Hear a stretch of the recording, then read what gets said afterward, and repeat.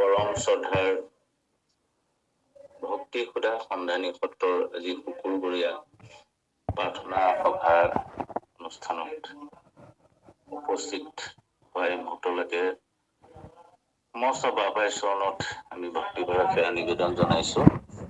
অনুষ্ঠান ভাগৰ পৰিচালনা কৰি থকা শিল্পী বৰদলৈ বাগজনা, আজি পাঠৰ পৰিলিখিত কৰা আমাৰ শ্ৰদ্ধাৰ হাজৰিকা বাপজনা, যোগেশ লয়িং বাপ, চিত্ৰ হাজৰিকা বাপকে প্ৰমুখ্য কৰি আৰু আমাৰ প্ৰাৰ্থনা সভাৰ মূল সঞ্চালিকা আমাৰ জোনমণি গগৈয়ে আমাৰ ভক্তি সুধা সন্ধানী সত্ৰ সম্পাদক বাপকে প্ৰমুখ্য কৰি সমস্ত বাপাই চৰণত ভক্তি ভৰা সেৱা নিবেদন জনাই আপোনাৰ খবৰ আজ্ঞা পালনৰ অৰ্থে আগবাঢ়িবলৈ লৈছো। কৃষ্ণ কৃষ্ণ কৃষ্ণ কৃষ্ণ কৃষ্ণ কৃষ্ণ হৰি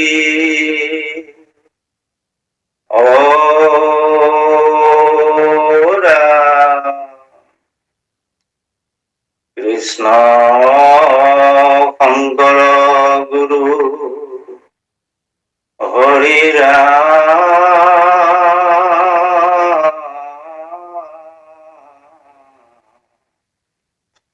হৰি ৰাম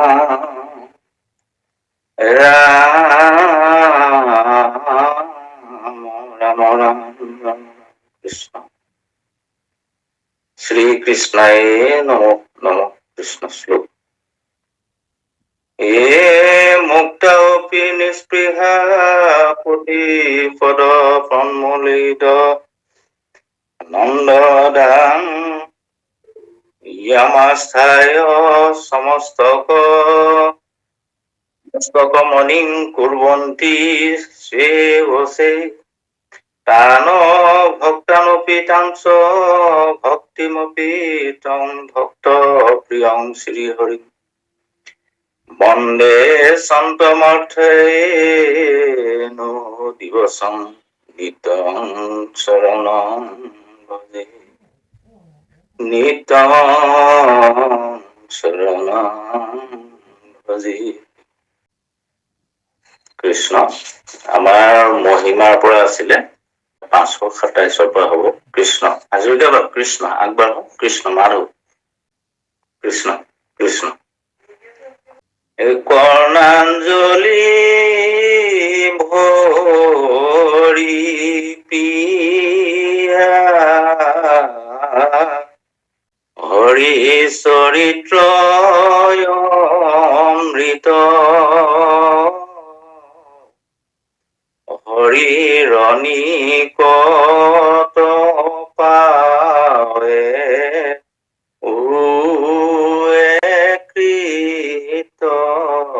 কৃত ৰাম হৰি ৰণিকত পাৱে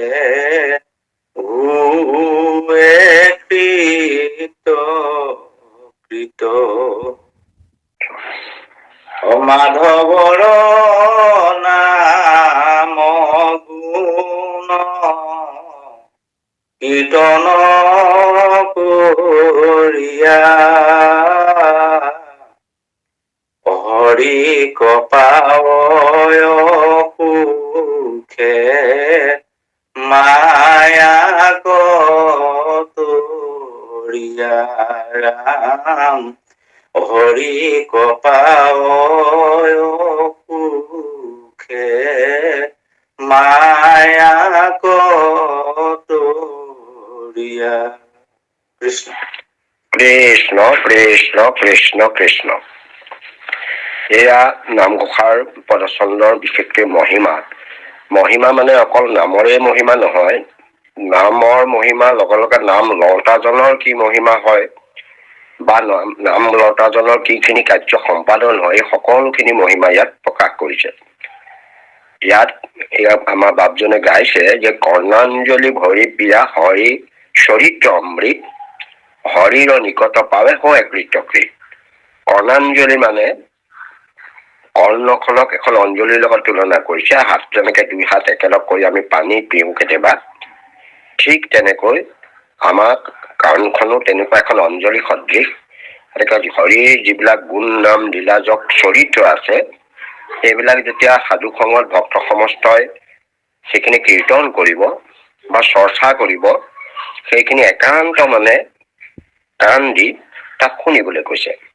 আৰু সেইখিনি অমৃত সদৃশ। ভগৱন্তৰ গুণনাম লীলাজক চৰিত্ৰ এইবিলাক অমৃতময়। তেনেকুৱা অমৃত ৰস আমাৰ কাণখনৰ একান্ত ভাৱেৰে আমি কাণৰ যোগেদি তাক শ্ৰৱণ কৰিবলৈ কৈছে। সেইটোকে প্ৰিয়া বুলি কৈছে।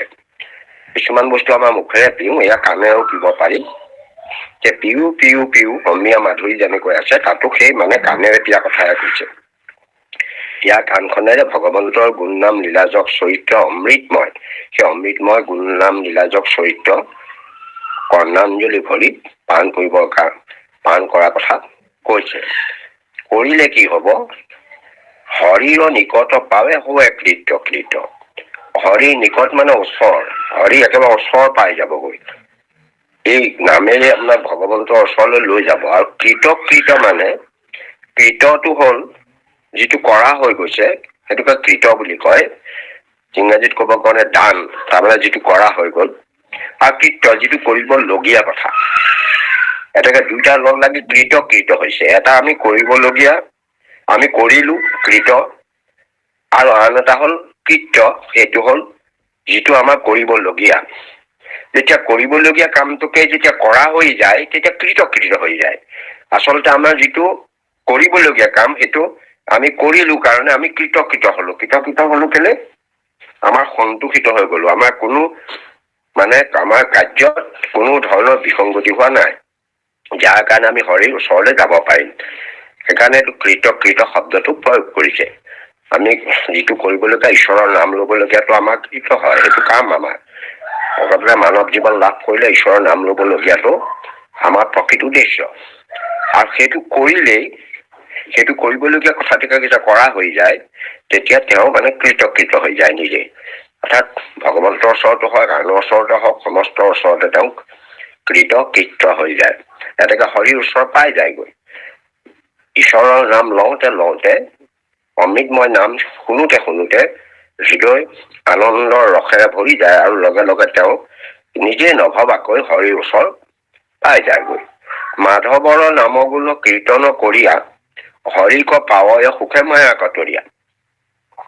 এতিয়া মাধৱৰ নাম গুণ কীৰ্তন কৰি থাকিলে, ভগৱন্তৰ যি নাম গুণ মানে আপোনাৰ সবেতো পাইছেই যে ৰাম কৃষ্ণ হৰি ৰাম এইবিলাক নাম, আৰু নামৰ লগত গুণ জড়িত হৈ আছে। এইকাৰণে যে প্ৰতিটো নামৰ লগত গুণ আছে, সেইকাৰণে নাম গুণ বুলি কোৱা হয়। এই নাম গুণ লগতে লীলা যশ চৰিত্ৰ, এটাবোৰ লগ লগাই ভগৱন্তৰ মানে গুণ নাম লীলা যশ চৰিত্ৰ লগাই ভগৱন্তৰ নাম গুণ এটা সমাহাৰ হৈছে। এই সমস্ত খিনি ভকতৰ সংগত ভকতে কীৰ্তন কৰিলে আমি একান্ত মনে শুনো, বা আমি কীৰ্তন কৰিলে আনে শুনিব, বা আমি নিজে কীৰ্তন কৰি নিজেও শ্ৰৱণ কৰিব পাৰিম। মাধৱৰ এনেকৈ নাম গুণ কীৰ্তন কৰি থাকিলে হৰিকটো পাবগে। হৰিক পাৱয় সুখে মানে অতি সুখেৰে, কোনো কষ্ট নোহোৱাকৈ। আমি কিবা এটা পাবৰ কাৰণে কষ্ট কৰিবলগীয়া হয়।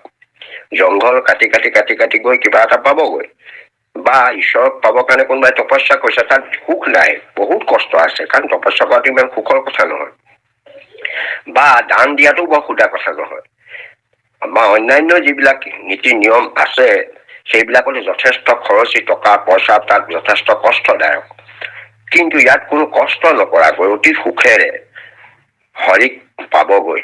হৰিক কেনেকৈ পাব? হৰিক পাবলৈ হলে মায়াক তৰিবই লাগিব। যেতিয়ালৈকে মায়া থাকিব, তেতিয়ালৈকে আপুনি হৰিক নাপায়। কাৰণ মায়াই হৰিক ঢাকি ৰাখে, আৰু সেইটোৱে আমাৰ আৱৰণ, তাকে অবিদ্যা বুলিছে।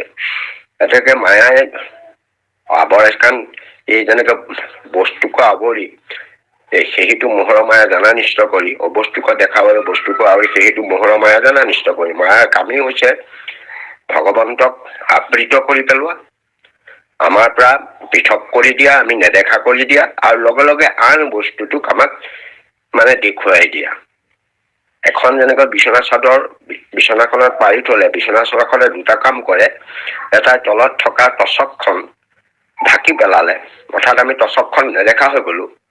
আনহাতে বিচনা চাদৰখনে ফুল চুল যিবোৰ আছে ধুনীয়া, সেইবোৰ আমি দেখি ভাল লাগি গল। ভিতৰত বেয়া ফটা চিটা যিখন টচক সেইখন আমি দেখা নাই। এনেকে আমি বাহিৰৰ সেই ধুনীয়া দৃশ্যবোৰ চাই থাকি আমি ভাল পালো। এটাকে ঠিক তেনেকৈ মায়ে দুটা ধৰণৰ কাম কৰে, এটা আস্বাদন, আনটো বিক্ষেপণ। এই দুটা কাম মায়ে কৰি থাকে কাৰণে আমি হৰিক ওচৰলৈ যাব নোৱাৰো বা হৰিক লাভ কৰিব নোৱাৰো। কাষতে আছে হৰি, হয়তো আমাৰ হৃদয়তে আছে বা আমাৰ চাৰিওফালে ব্যাপক ৰূপে ভগৱন্ত আছে, সমস্ত ভূততে ভগৱান আছে, তথাপিতো আমি ঈশ্বৰক দৰ্শন পোৱা নাই পোৱা কাৰণে আমি ভিন্ন বুদ্ধিৰে সকলোকে ব্যৱহাৰ কৰিছো। জীৱ জন্তু বিলাকেই বলক, ব্যক্তিকেই বলক, মানুহকেই বলক, আমি তেওঁলোকক আচলতে ঈশ্বৰ বুদ্ধি কৰিব পৰা নাই। যিহেতু তেওঁলোকৰ হৃদয়ত যে ঈশ্বৰ আছে আমাৰ দৃষ্টিত পৰা নাই, কাৰণ মায়াই এইবোৰ ৰাখিছে। এতিয়া মায়াক তেতিয়া তৰি যাব, তৰি গলে ঈশ্বৰ সাক্ষাৎ হৈ যাব। মায়াক তৰাৰ লগে লগে মায়া যেতিয়া আৱৰণ নাইকিয়া হৈ যাব, মায়াৰ আৱৰণখন যেতিয়া আঁতৰি গুচি যাব, লগে লগে তেতিয়া ভগৱন্তক আমি প্ৰত্যক্ষ দৰ্শন পাই যাম।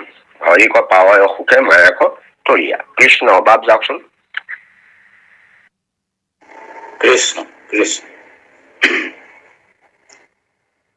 হৰি গুণ কীৰ্তনত নাই একো হানি, অনন্তে অমৃত স্ৰৱে ৰাম কৃষ্ণ বাণী। ৰাম অনন্তে অমৃত স্ৰৱে ৰাম কৃষ্ণ বাণী। যাৰ মুখে ৰাম বাণী আহে সৰি, জানিবা নিশ্চয়তাত বৈষ্ণৱ হৈল হৰি। ৰাম জানিবা নিশ্চয়তাত বৈষ্ণৱ হৈল হৰি। কৃষ্ণ কৃষ্ণ কৃষ্ণ কৃষ্ণ। হৰি গুণ কীৰ্তনত নাই একো হানি, শুনন্তে অমৃত স্ৰৱে ৰামকৃষ্ণ বাণী। হৰি গুণ গান গাবলৈ বা কীৰ্তন কৰিবলৈ আমাৰ একো হানি নহয়। আমি কোনো টকা পইচাও খৰচা কৰিব নালাগে, সময়ো আমাক খৰচা কৰিব নালাগে। তাৰ কাৰণে আমি কিবা কাৰোবাৰ ওচৰত গৈ কিবা খিনি খুজিবলৈও প্ৰশ্ন নাই, কাৰোবাৰ জ্ঞান লবলৈও প্ৰয়োজন নাই। কোনো হানি নোহোৱাকৈ, মানে একো হানি বিঘিনি একো নোহোৱাকৈ আমি ঈশ্বৰৰ নাম লব পাৰো। অন্য সকলো কামতে কিন্তু হানি আছেই। আপুনি যজ্ঞই কৰক, তপস্যাই কৰক বা অন্যান্য দান দক্ষিণা যি কৰক, তাৰ যথেষ্টখিনি আপুনি হানি কৰিব লাগিব। তাৰ সময়ৰ হানি আছে, আপোনাৰ টকা পইচাৰ হানি আছে, বা অন্যান্য আপোনাৰ শাৰীৰিক ভাৱে শ্ৰম হব ইত্যাদি ইত্যাদি আছে। কিন্তু হৰি গুণ কীৰ্তন কৰিবৰ কাৰণে আপোনাৰ কোনো হানি নাই। বৰঞ্চ আপোনাৰ শৰীৰত অমৃত ৰসৰ আপোনাৰ গোটেই অমৃত ৰসৰ প্লাৱন কৰিব। কাৰণ আপুনি শৰীৰটো আপুনি বেছি সতেজ লাভ কৰিব। কেলে সতেজ লাভ কৰিব? কাৰণ হৰিৰ নাম শুনোতে শ্ৰৱণ কৰোতে ৰামকৃষ্ণ বাণী আপুনি শ্ৰৱণ কৰে, ৰামকৃষ্ণ নাম শ্ৰৱণ কৰোতে যেতিয়া কোনোবাই গাই আপুনি শ্ৰৱণ কৰে, তেতিয়া আপুনি শুনন্তে অমৃত স্ৰৱে, অমৃত ৰস শৰীৰত মানে গোটেই শৰীৰটো নিগৰি আহে, সমস্ত শৰীৰত সেই অমৃত ৰসৰ প্লাৱন ঘটে। এইটো হৈছে আপোনালোকে দেখিছে যে কিবা এটা ৰসময় ফল এটা যদি আপুনি চুপে, তেতিয়াহ'লে ৰস চাৰিওফালে বাগৰি পেলাই মুখৰ পৰা সৰি পৰে। ঠিক তেনেকৈ এই ভগৱন্তৰ পৰম মংগল নাম বস্তু তেনেকুৱা ৰসময় এটা ফল সদৃশ। এই ৰসযুক্ত ফল যেতিয়া আপুনি শ্ৰৱণ কৰিব, তেতিয়া লগে লগে শৰীৰটোৰ ভিতৰতো ৰসৰ জোৱাৰ উঠিব, আনন্দ ৰসৰ জোৱাৰ উঠিব। সেই আনন্দ ৰসৰ জোৱাৰে গোটেই শৰীৰটো প্লাৱন কৰি দিব। তেতিয়া আনন্দ ভাৱটো চকুৱে মুখে শৰীৰে আপোনাৰ গালে মুখে হাতে সমস্তত প্ৰকাশিত হৈ যাব। গম পাই যাব যে আপোনাৰ শৰীৰটো আনন্দত একেবাৰে মানে আনন্দৰে গোটেই শৰীৰটো ভৰি পৰিছে। কাৰণ দুখ বেজাৰ আমি প্ৰকাশ কৰিব নোৱাৰিলেও কিন্তু শৰীৰত প্ৰকাশ নোহোৱাকে নাথাকে।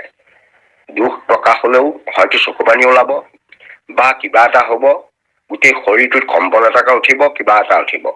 ঠিক তেনেকে আনন্দ হলেও শৰীৰত তেনেকুৱা ৰসৰ এটা জোৱাৰ উঠে, শৰীৰটো ৰোমাঞ্চ হয়, মনটো ভাল লাগি যায়। বহুত প্ৰতিটো ক্ষেত্ৰতে মানুহৰ শৰীৰৰ প্ৰকাশভংগী আছে। কাম ভাৱ সৃষ্টি হলে শৰীৰটো যেনেকুৱা উষ্ম গৰম হব, বা এই আপোনাৰ খং ভাৱ সৃষ্টি হলে যেনেকৈ শৰীৰটো গৰম হব, তাৰ পৰা শৰীৰত হানি হৈ যাব, যথেষ্ট লোকচান হব। কিন্তু ঈশ্বৰৰ নাম যেতিয়া আপুনি শ্ৰৱণ কৰিব তেতিয়া শৰীৰত হানি নহয়, বৰঞ্চ শৰীৰটোৱে শক্তিহে লাভ কৰিব।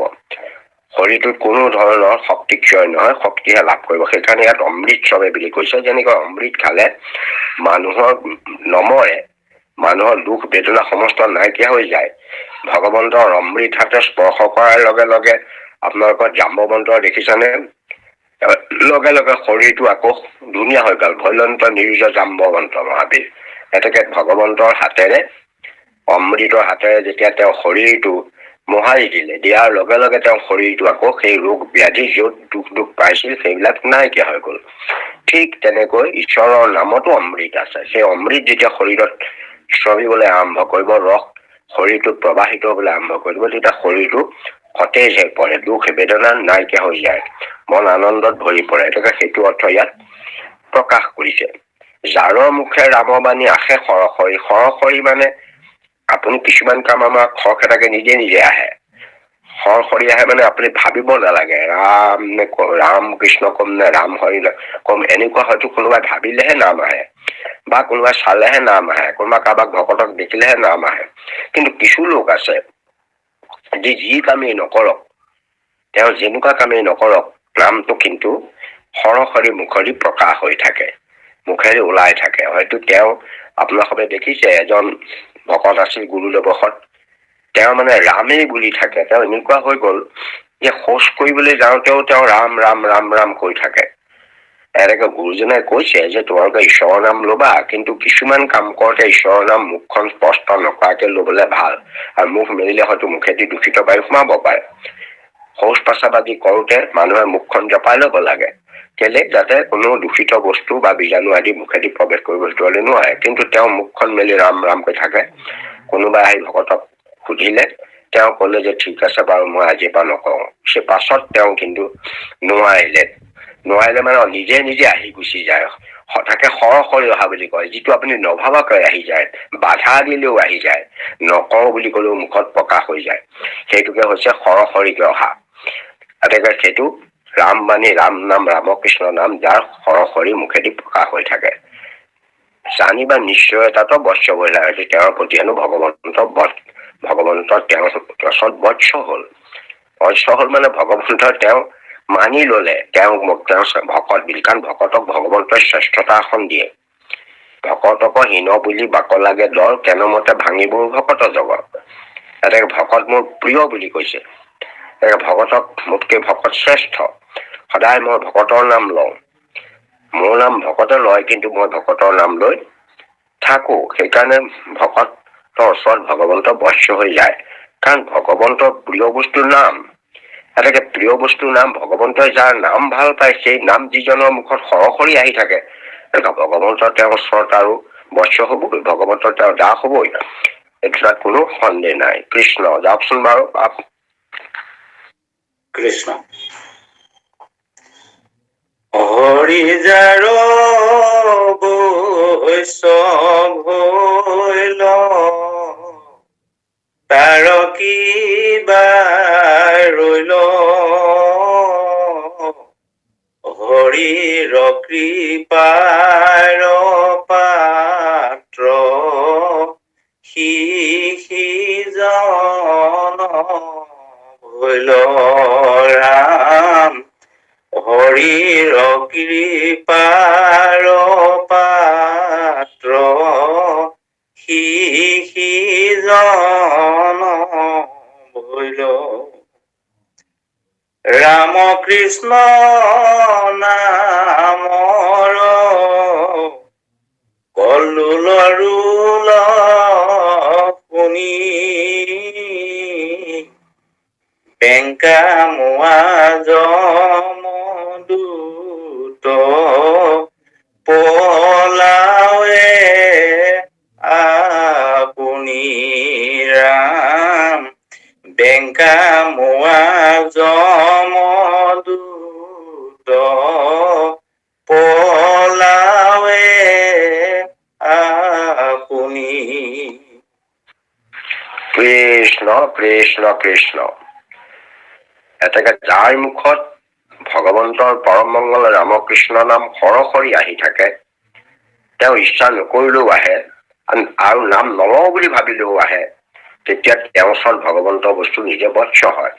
আৰু যেতিয়া হৰি কাৰোবাৰ বৎস হৈ যাব, হৰি যেতিয়া কোনো ভকতৰ ওচৰত বৎস হব, তেতিয়াহ'লে তেওঁ কি বাকী থাকিল? কাৰণ এই গোটেই জগতৰ কাল মায়া যিমান শক্তিমন্ত আছে সমস্ত ওপৰত প্ৰভু ভগৱন্ত। কাৰণ কালৰ মায়াদী তেওঁ অধিকাৰী। গতিকে ভগৱন্ত যেতিয়া আপোনাৰ বৎস হব, তেতিয়াহ'লে কাল মায়াটো থৰথৰি কঁপি থাকিব। কাল মায়া জম কাল মায়া কলি যত যিমান আছে সমস্ত এইটো থৰথৰি কঁপি থাকিব। গতিকে তেওঁ আৰু কি বাকী থাকিল? ভগৱন্তই যেতিয়া বৎস হৈ গল, সেই অৰ্থ ইয়াত কৈছে যে হৰি যাৰ বৎস হইল তাৰ কিবা ৰইল, তাৰ কি বাকী থাকিল আৰু? হৰিৰ কৃপাৰ পাত্ৰ শিশিজন ভৰিল। হৰিৰ কৃপাৰ পাত্ৰ তেওঁ হৈ গল। হৰিৰ কৃপাৰ পাত্ৰটো হোৱাটো ইমান সহজ নহয়। ভগৱন্তই যাক কৃপা কৰিব, তেওঁ একো বাকী নাথাকে। এনেকে ভগৱন্তৰ তেওঁ কৃপাৰ পাত্ৰ হব, কাৰণ তেওঁৰ নামেই তেওঁক ভগৱন্তৰ কৃপাৰ পাত্ৰ কৰালেগৈ। ৰামকৃষ্ণ নামৰ কল্লোল শুনি বেংকামোৱা যমদূত পলাৱ আপুনি। কল্লোলটো কুলুক, যেনেকৈ নদীৰ পানী কুলু কুলু কৰিব, বা সাগৰৰ পানী শব্দত চাব আপোনালোকে, সাগৰৰ পানী কি কৰে, প্ৰকাণ্ড ঢৌ হৈ হৈ হৈ চাৰিওফালে গৈ থাকে। সেইটোকে সাগৰৰ সেই ঢৌ বিলাক যে চাৰিওফালে গুচি যায়, ৱেট বিলাক, সেইটোকে কল্লোল বুলি কয়। ৰামকৃষ্ণ নামৰ কল্লোল এটা শব্দত ধ্বনি হয়। সেইদৰে চাৰিওফালে যেনেকৈ পুখুৰী এটাত যদি আপুনি এটা কিবা শিলগুটি মাৰি দিয়ে, তেতিয়াহ'লে চাৰিওফালে ঢৌ উঠি কিনাৰলৈ বৈ যায়। কিন্তু সাগৰত তাৰ এটা শব্দৰ সৃষ্টি হয়। সেইটোকে সাগৰৰ পানীৰ ঢৌৰ শব্দটোক কল্লোল বুলি কোৱা হয়। আৰু সেই কল্লোল মানে ইয়াৰ ৰামকৃষ্ণ নামৰ কল্লোল, অৰ্থাৎ ৰামকৃষ্ণ নামৰ যিটো ধ্বনি প্ৰবাহিত হয়, চাৰিওফালে ঢৌ হয়, অৰ্থাৎ বায়ুমণ্ডলৰ মাজত তাৰ ঢৌ বিয়পি পৰে, আৰু সেই বায়ুমণ্ডল বহু দূৰলৈকে দিগন্তলৈকে গৈ থাকে। এনেকে ৰামকৃষ্ণ নামৰ যিটো কল্লোল ধ্বনি, তাৰ পৰা যিটো মানে প্ৰবাহিত হৈ যায়, মানে ঢৌ বিলাক প্ৰবাহিত হৈ যায় চাৰিওফালে বায়ুমণ্ডলত, তাৰ ৰোল শুনি, শব্দ শুনি কি হয়, এই বেংকামোৱা যমদূত পলাৱে আপুনি। বেংকামোৱা যমদূত মানে যমদূত বিলাক হেনো বেকামোৱা বুলি কৈছে। সেইকাৰণে কৈছে যে যমদূতে সাধাৰণতে কোনো মানুহক নিবলৈ আহিলে তেওঁৰ মুখ চাই তেওঁক মানে ধৰি বান্ধি নিব নোৱাৰে। কাৰণ মুখ মুখলৈ চালে মানুহৰ বেদনা আহি যাব, বা তাৰ প্ৰতি কিবা এটা আহি যাব। তেতিয়া হাতে ভৰি ধৰিব, কন্দা কটা কৰিব, কিবা এটা কৰিব, তেতিয়া হয়তো তেওঁ হেৰি যাব। সেইকাৰণে তেওঁলোকে কোনো দুখী মানুহৰ মুখলৈকে নাচায়। শাস্তি দিবলগীয়া মানুহজনে মুখলৈ চাই শাস্তি দিব নোৱাৰে। মুখলৈ চালে বেদনা আহি যায়, ব্যথা আহি যায়।